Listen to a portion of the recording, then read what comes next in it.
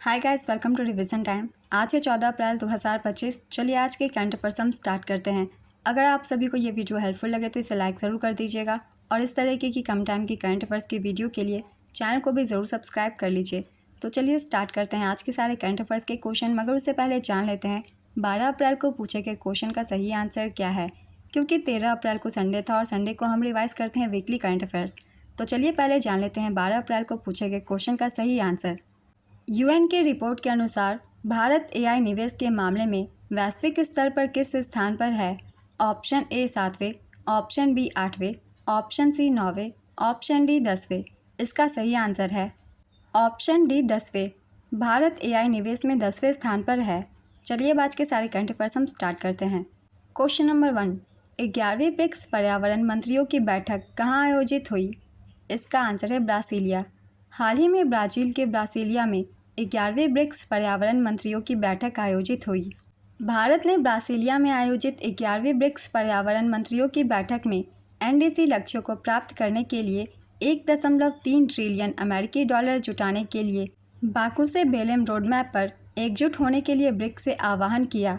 बैठक में पर्यावरण, वन और जलवायु परिवर्तन मंत्रालय के अतिरिक्त सचिव श्री अमनदीप गर्ग ने भारतीय प्रतिनिधिमंडल का नेतृत्व किया है। इस बैठक में ब्रिक्स देशों के पर्यावरण मंत्रियों ने भाग लिया। इनमें ब्राज़ील, रूस, भारत, चीन, दक्षिण अफ्रीका, सऊदी अरब, मिस्र, संयुक्त अरब अमीरात, इथोपिया, इंडोनेशिया और ईरान शामिल थे। नेक्स्ट क्वेश्चन, आरबीआई ने नए वित्तीय वर्ष की पहली नीति समीक्षा में प्रमुख नीतिगत दरों में कितने प्रतिशत कटौती की घोषणा की है? इसका आंसर है 0.25%। आरबीआई ने नए वित्तीय वर्ष की पहली नीति समीक्षा में प्रमुख नीतिगत दरों में 0.25% कटौती की घोषणा की है। 7 से 9 अप्रैल 2025 के बीच हुई 54वीं बैठक में समिति ने सर्वसम्मति से रेपो दर को 25 बेसिस पॉइंट घटाकर 6% करने का निर्णय लिया, जो तुरंत प्रभाव से लागू हो गया है। इसके साथ ही स्टैंडिंग डिपॉजिट फैसिलिटी रेट को 5.75% और मार्जिनल स्टैंडिंग फैसिलिटी व बैंक दर को 6.25% कर दिया गया है। बैठक की अध्यक्षता आरबीआई गवर्नर श्री संजय मल्होत्रा ने की। भारतीय रिजर्व बैंक की स्थापना 1 अप्रैल 1935 को की गई थी। इसका मुख्यालय मुंबई में है और वर्तमान गवर्नर है संजय मल्होत्रा। ये 26वें आरबीआई के गवर्नर हैं। नेक्स्ट क्वेश्चन, हाल ही में कौन सा देश नासा के साथ आर्टेमिस समझौते पर हस्ताक्षर करने वाला 54वां देश बना है? इसका आंसर है बांग्लादेश। बांग्लादेश अमेरिकी अंतरिक्ष एजेंसी नासा के साथ आर्टेमिस समझौते पर हस्ताक्षर करने वाला 54वां देश बना। समझौते पर हस्ताक्षर करके बांग्लादेश को प्रौद्योगिकी हस्तांतरण, आर्थिक सहयोग और वैज्ञानिक सहयोग के माध्यम से लाभ होगा। आर्टेमिस समझौते की स्थापना अक्टूबर 2020 में नासा द्वारा की गई थी। ये गैर बाध्यकारी समझौतों का एक समूह है जिसे बाहरी अंतरिक्ष के शांतिपूर्ण और सहकारी नागरिक अन्वेषण को बढ़ावा देने के लिए डिज़ाइन किया गया है। भारत 2023 में आर्टेमिस समझौते में शामिल हुआ था। नासा की स्थापना 1958 में की गई थी। इसका मुख्यालय वाशिंगटन डीसी में है और इसके वर्तमान अध्यक्ष है बिल नेल्सन। नेक्स्ट क्वेश्चन, किस राज्य में भारत का सबसे बड़ा पेट्रोकेमिकल संयंत्र बनाया जाएगा? इसका आंसर है उड़ीसा में। उड़ीसा में भारत का सबसे बड़ा पेट्रोकेमिकल संयंत्र बनाया जाएगा। इस संयंत्र की स्थापना उड़ीसा के पारादीप में की जाएगी। इसकी निवेश राशि है 61,077 करोड़ रुपए। निवेश करता है इंडियन ऑयल कॉरपोरेशन लिमिटेड।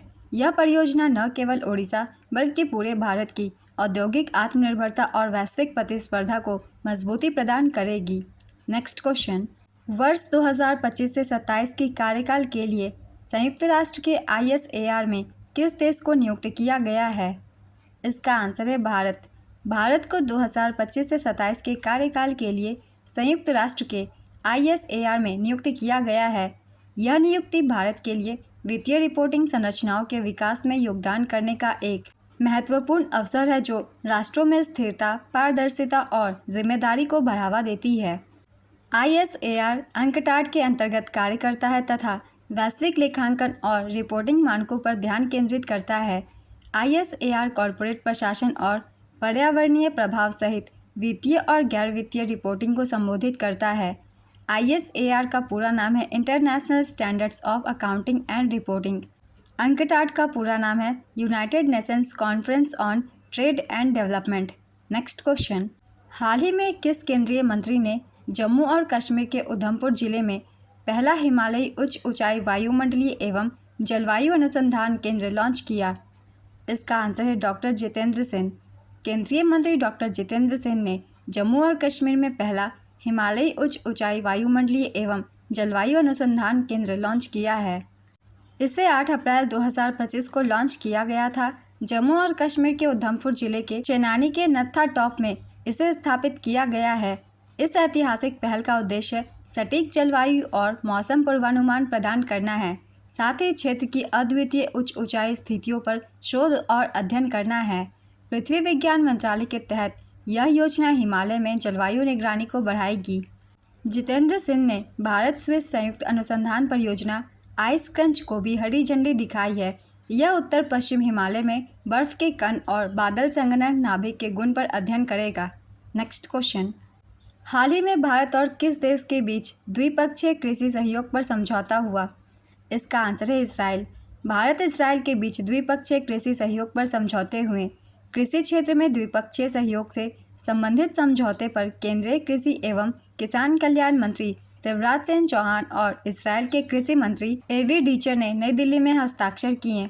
इसका उद्देश्य द्विपक्षीय कृषि सहयोग और खाद्य सुरक्षा को बढ़ावा देना तथा कृषि पद्धतियों का आधुनिकीकरण करना है। यह समझौता मृदा एवं जल प्रबंधन, बागवानी एवं कृषि उत्पादन, कटाई उपरांत एवं प्रसंस्करण प्रौद्योगिकी, कृषि मशीनीकरण, पशुपालन तथा अनुसंधान एवं विकास सहित कई प्रमुख क्षेत्रों पर केंद्रित है। 1992 में आधिकारिक तौर पर राजनयिक संबंध स्थापित किए गए थे और तब से साझेदारी लगातार बढ़ी है। इसराइल की राजधानी है जेरूसलम, यहाँ के प्रधानमंत्री है बेंजामिन नेतन्याहू और यहाँ की मुद्रा है new shekel. Next question, Bharat ने 26 मरीन राफेल के लिए किस देश के साथ समझौता किया है? इसका आंसर है फ्रांस के साथ। केंद्र सरकार ने फ्रांस से 26 मरीन राफेल फाइटर जेट की खरीदारी को मंजूरी दे दी है। पीएम नरेंद्र मोदी की अध्यक्षता वाली सुरक्षा पर कैबिनेट कमेटी ने 9 अप्रैल 2025 को डील पर मुहर लगाई। भारत को 64,000 करोड़ रुपए में 26 मरीन फाइटर मिले हैं। इसके बाद फ्रांस 22 सिंगल सीटर और 4 ट्विन सीटर जेट भारतीय नौसेना को सौंपेगा। इन्हें हिंद महासागर में चीन से मुकाबले के लिए INS विक्रांत पर तैनात किया जाएगा। राफेल मरीन फाइटर जेट की खासियत ये सभी हैं। इसकी लंबाई है 15.27 मीटर, चौड़ाई है 10.80 मीटर, इसकी रफ्तार 1912 किलोमीटर पर आवर है, इसकी ऊंचाई 5,034 मीटर है, 50,000 फीट की ऊंचाई तक यह उड़ सकता है। इसे एंटीशिप स्ट्राइक और न्यूक्लियर प्लांट अटैक के लिए डिज़ाइन किया गया है। मिड एयर रिफ्यूलिंग और एडवांस रडार टेक्नोलॉजी इसमें है। Next question, fintech startup funding में 2025 की पहली तिमाही में भारत किस स्थान पर रहा है? इसका आंसर है तीसरे स्थान पे। भारत फिनटेक स्टार्टअप फंडिंग में वर्ष 2025 की पहली तिमाही में अमेरिका और यूके के बाद तीसरे स्थान पर रहा। फिनटेक का अर्थ है वित्तीय सेवाओं में तकनीक का उपयोग। यह बैंकिंग, बीमा, निवेश, भुगतान, ऋण जैसे क्षेत्रों में डिजिटल नवाचार और स्टार्टअप्स द्वारा बदलाव लाने की प्रक्रिया है। नेक्स्ट क्वेश्चन, IIM अहमदाबाद और भारतीय विदेश व्यापार संस्थान कहाँ अपना कैंपस स्थापित करेंगे? इसका आंसर है दुबई। भारतीय प्रबंधन संस्थान अहमदाबाद और भारतीय विदेश व्यापार संस्थान दुबई UAE में अपना पहला विदेशी कैंपस खोलेंगे। IIT दिल्ली का पहले से ही अबू धाबी UAE में एक कैंपस है। इसके अलावा दुबई में 100 बिस्तरों वाला भारत UAE मैत्री अस्पताल स्थापित किया जाएगा। नेक्स्ट क्वेश्चन, हाल ही में आधार ऐप को किसने लॉन्च किया है? इसका आंसर है अश्विनी वैष्णव। केंद्रीय संचार और इलेक्ट्रॉनिक्स मंत्री अश्विनी वैष्णव ने एक नए आधार ऐप की लॉन्चिंग की घोषणा की है। यह ऐप आधार सत्यापन की प्रक्रिया को पहले से कहीं ज़्यादा सहज, फास्ट और सिक्योर बनाएगा। नया आधार ऐप उपयोगकर्ताओं को अब किसी प्रकार की हार्ड कॉपी या आधार की फ़ोटो के साथ रखने की ज़रूरत को ख़त्म कर देगा। ऐप से फेस ID और QR स्कैनिंग के ज़रिए डिजिटली वेरिफिकेशन होगा। आधार के नए ऐप से यूज़र्स की अनुमति के बिना डेटा शेयर नहीं होगा। नेक्स्ट क्वेश्चन, अप्रैल 2025 में इक्विटास स्मॉल फाइनेंस बैंक का नया कार्यकारी निदेशक किसे नियुक्त किया गया? इसका आंसर है बालाजी नथुलापदी। बालाजी नथुलापदी को इक्विटास स्मॉल फाइनेंस बैंक में कार्यकारी निदेशक प्रौद्योगिकी और संचालन के रूप में नियुक्त किया गया है। इनकी नियुक्ति 29 मार्च 2025 से प्रभावी है। वह सिटी बैंक के पूर्व एमडी एवं केंद्रीकृत नियंत्रण परीक्षण निष्पादन प्रमुख रह चुके हैं। Equitas small finance bank Bharat का दूसरा सबसे बड़ा लघु वित्त बैंक है। इक्विटास स्मॉल फाइनेंस बैंक की स्थापना 2007 में हुई थी।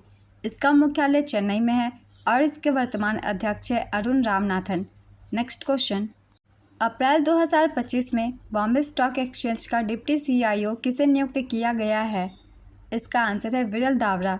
बॉम्बे स्टॉक एक्सचेंज ने विरल दावरा को नया उप मुख्य सूचना अधिकारी नियुक्त किया है। उन्होंने national commodity and derivatives exchange limited में 15 वर्षों से अधिक सेवा दी और अप्रैल 2021 से मुख्य प्रौद्योगिकी अधिकारी के रूप में कार्यरत थे। वर्ष 2022 में BFSI टेक्नोलॉजी एक्सीलेंस अवार्ड में उन्हें NBFC श्रेणी में CTO ऑफ द ईयर के सम्मान से नवाजा गया।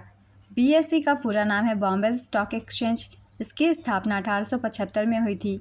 इसका मुख्यालय मुंबई में है और इसके संस्थापक का नाम है प्रेमचंद रायचंद। ये एक कपास व्यापारी थे। BSE एशिया का सबसे पुराना और दुनिया का 10वां सबसे पुराना स्टॉक एक्सचेंज है। नेक्स्ट क्वेश्चन, हाल ही में विश्व होम्योपैथी दिवस कब मनाया गया? इसका आंसर है 10 अप्रैल को। इस दिन को होम्योपैथी के संस्थापक डॉक्टर सैमुअल हैनीमैन की जयंती के रूप में भी जाना जाता है। होम्योपैथी ग्रीक शब्द होम्यो से लिया गया है, जिनका अर्थ है समान, और पाथोस, जिसका अर्थ है पीड़ा या बीमारी। 2025 की थीम है homeopathy for a healthier future, natural, safe and effective. तो आज के सारे करंट अफेयर्स के क्वेश्चंस कंप्लीट होते हैं। चलिए अब आज का क्वेश्चन देखते हैं क्या है। न्यू शेकेल किस देश की मुद्रा है? Option A UAE, option B Israel, option C Maldives, option D Ukraine. अपना आंसर गेस कीजिए या फिर कमेंट बॉक्स में दीजिए। अगर आप सभी को ये वीडियो हेल्पफुल लगी हो तो इसे लाइक कर दीजिएगा और इस तरीके की कम टाइम की करंट अफेयर्स की वीडियो के लिए चैनल को भी ज़रूर सब्सक्राइब कर लीजिए। तो फिर मिलते हैं अगली वीडियो के साथ। आप सभी को थैंक यू।